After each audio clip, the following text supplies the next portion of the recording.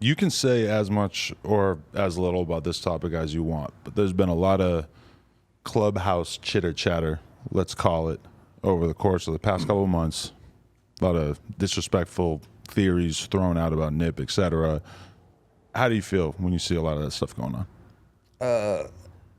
In particular, I'm not sure what topic you really talking about. I'm not real big in and out here, little bits and pieces. Some of it feels so disrespectful that I wouldn't even really want to necessarily be specific. Yeah, like I said, I don't entertain if you got a specific person in mind or whatever. My thing is, if you got something bad to say about Nip, that's like speaking bad on Martin Luther King or you speaking bad on a positive person. So I've been hearing rumors, they talking about tapes or whatever, that shit. If you got the tape, produce the tape. Nip gone. Nip family straight. You got the tape, what is you protecting? Nip gonna make money, his family gonna make money forever. Nigga, we was rich before rap. Nigga, we was rich rolling. Big U been had money. Nigga, we been having money. This shit ain't about no money. You feel me? We been having bread. Black Salmon been having bread. We just doing it, nigga, cause we could do it, show motherfuckers we could do it. Feel me? So, you know, they in it for the likes. They getting us sidetracked from the message. So if you look at every motherfucker that's talking about all the new hot topics, they wasn't shit prior to Nip death. If you look at they follows and they likes, until they start talking about Nip, they were nobodies. Nobody knew who the fuck they was until they did a bullshit post about Nip. That go for these whack motherfuckers or whoever got some dumb shit to say about my dead homeboy. Let cuz rest.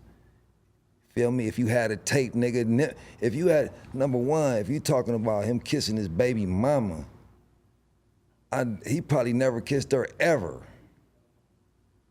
Okay, number one. And if you got a tape, produce it. Fuck waving a stake so you can get some likes. Nigga, we don't give a fuck, nigga. Even if Nip was here, he'd say run it. Nip ain't gonna pay nobody, nigga, to hold the tape. Nigga, ass whack, do we kiss his mama? Do we kiss his mama? Believe me, his mama done sucked her dick. So is that what he talking about? I'm just saying. I mean, you know, I don't. There's some weird shit, and I ain't with that weirdo shit. Leave my dead homeboy name out your mouth.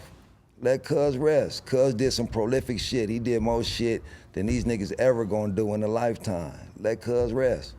Let cuz legacy live. Feel me? Why is you waving stakes in front of these motherfuckers then even the niggas that's interviewing when they need to get slapped, they be snickering in the back, he and whoop whoop said da.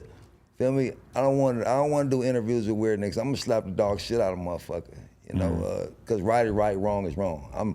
I'm a believer of that, you know. Right is right, wrong is wrong. Let bro rest. You know, Nip was 100% positive person. You know what I mean? So don't talk bad about a positive person. You know, what do you got bad to say about Nip? One of the other like big theories you see people talking about is the idea that that he might have been not paying the people that he was supposed to be paying, and that could have led to his passing. Well, I've seen YouTube videos with like almost 1 million views that are saying that like it's fucking gospel, which is kind of mind blowing to me. That's negative. Nip wasn't gonna never pay nobody. I don't give a fuck who he was. Nip wasn't gonna pay nobody, and all it was is one dumb nigga did a dumb thing to Nip. Nobody, okay. If you paid a nigga to do something, say, okay, you pay a nigga like dumbass shitty cuz to do something. If you pay a motherfucker, a nigga gonna try to get away. You gonna try to get your move and get away with the bread. What the fuck you gonna just crash dummy nigga and shoot a motherfucker on tape and sit there and that's just straight high dumb shit. You feel me? You get paid, you gonna what you gonna do? You gonna get your bread, nigga, and you gonna get the fuck on. You gonna sneak and do it. You gonna, what the fuck? You not gonna, oh yeah, I'm gonna pay you to do this. So that means you just walk out in broad daylight and do some dumb shit? Nah, if you motherfucker pay me, oh man, I need you to go get at him. All right, motherfucker. I'm just gonna walk in there willy-nilly. You paying there, how the fuck I'm gonna spend the money then? Right. The fuck, well, I mean, I don't understand these motherfuckers' common sense, you know what I mean? I don't understand their angles. other than getting their likes up. This is about, you know, it's a social media world. They want to get their likes up. I don't know if they got ads running on their page or whatever. Oh, definitely. Whatever it is. They yeah. get those views on YouTube. That could be their rent for a couple of months, Yeah, you know? yeah. Like I said, it's just, you know, let the homeboy rest in peace, though. You know, if somebody got something bad to say to Nip, about Nip or whatever, you know, you could pull up on me. We can address it. You know, why you gotta post it to the world? If you got some hidden shit, why you gotta let the world know? I mean, you know, why I'm gonna let the world know I got some potential shit. You know, you just trying to get your likes up. Get your likes up, but just get them up not with my homeboy. You know what I mean? Nip was that big, you know. Even you know, look at me. You know what I mean? You feel me? The world. You look, I'm on the show with Adam. You know, through my homeboy. You know what I mean? You know, I don't have no big achievements other than my message. You know, and my story. You know what I mean? My story. You know, I got an amazing story. You know, all the shit I've been through in life, from gang banging to drugs to prison to my life with Nip. Nip was a piece of my puzzle. You know, he was a chapter in my life, you know.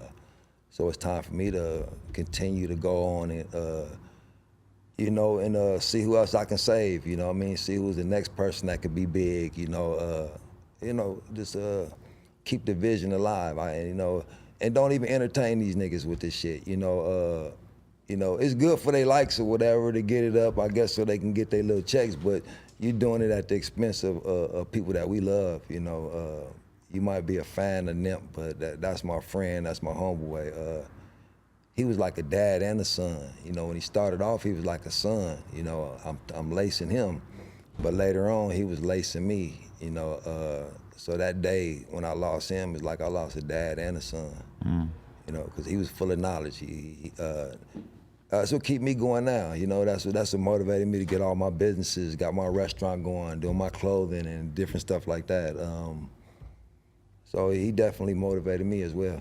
Yeah, it's a beautiful thing just that you recognize his talent so early on and that you were able to be up there and witness it unfold. Yeah, and just I went through some stuff and I didn't want him to go through it. You know, at that point in time, I could have been a big homie and I could have said, here go a gun, do this, or here goes some drugs, do that. You know what I mean? But instead, I said, if you do this, this is gonna happen. If you do that, bro, you can make it big. And he listened. Definitely. How do you feel about the idea that I've seen discussed where some of the information that came out from the cops afterwards that led a lot of people to believe that Nip had been under investigation for all these years and that they were working on building a case against him or whatever? Is that how you view it, or do you think that they're kind of misconstruing some of that shit? I mean, you know, we were doing it big, so I would imagine all eyes was on us anyway. You know, we was the little youngsters on the corner, the little underdogs. Before you know it, we got the whole corner sold up. You know, then Nip was big. You got tourists pulling up around the world. So anytime you doing it big, you know, they're gonna, you know, take a peek at you anyway. You know, good thing about bro, he wasn't doing nothing wrong, so you could look all you want. You know, he was good. What lessons do you think people should take from the Nip situation when it comes to just the idea of doing a store or a business in your local community? Because even for me, when we had the store on Melrose and when we talk about doing stores, people frequently bring up the Nipsey thing to be like, oh, you're too well known now, you can't do a store, you can't be just like out there, you're too accessible to people, etc. Sometimes when I even, you know, have mentioned to other people that I work with who are from neighborhoods in LA, and I suggest like maybe you could do a store or a restaurant or whatever, a lot of times the Nip situation comes up as almost like the lesson that people have learned from that is don't do a business where you grew up because it might be too dangerous for you. How do you feel about that? I mean, the goal, you know, Nip's ultimate goal was to try to save, you know, youngsters in the neighborhood, give them, you know, options, give them jobs, give them a spot where they could do what they had to do. You can't give up on it, you know. Maybe you can set up something and give back to your community, but you got to just do it maybe at a little longer distance. You know, that's just the world we live in. You know, the world we live in is like it's violence. They only respect violence. You know, you could talk to somebody cool. They're not gonna respect. They're gonna respect the slap. They're gonna respect you putting hands on them. They don't. There's no more respect. It's like who can be the most violent. You know. So like you said, you in your neighborhood. Yeah, you gotta. And then if you move out the neighborhood, you sell out. You know what I mean? You know, if you move out, you sell out. If you stay, you die. You know, it's a tough situation. But at the same token, you gotta just bless your homies from afar. But you know, I'm downtown now, so I got my stuff downtown. But you still in the elements. You know, with me, I got the fame, but I wasn't rich and famous. So when you get fame now, every hood, everybody in LA know who you are. So, and I still gotta live a life. You know, I still gotta, you know, I'm not riding around 10, 15 bodyguards. I don't have a Jay-Z budget to have security detail. You know, I don't have that type of budget. So, a lot of these podcasters, you know, if you putting false information out, but you really affecting our lives out here in the streets, you know, we out in the streets every day. So if you pumping up propaganda and now we out here, we gotta clean it up. You know, we got to clean up the streets. You're definitely outside because, like, you just search YouTube, you can find tons of videos that people just film of you just outside on your motorcycle, etc. It's like, it's pretty wild. Yeah. What's that feel like to be kind of under the microscope? You know, it's good. It's good in a certain way because, like I said, a lot of people know what I stand for, and when they walk up to me and they just feel motivated and they say, you know, we love y'all story, or just all the Nip stories I hear when the fans would come up to me and say, oh, Nip helped me start this business. Listening to Nip music got me through college, doing this. Just the stories. And like I said, I would laugh at Nip taking all those selfies with all the fans. So I keep it alive for Nip. Okay, guys, we want to thank you so much for getting us to 100,000 subscribers right here on the Clips channel. If you want to support, please click that subscribe button. We're trying to get to 200K. Thank you so much.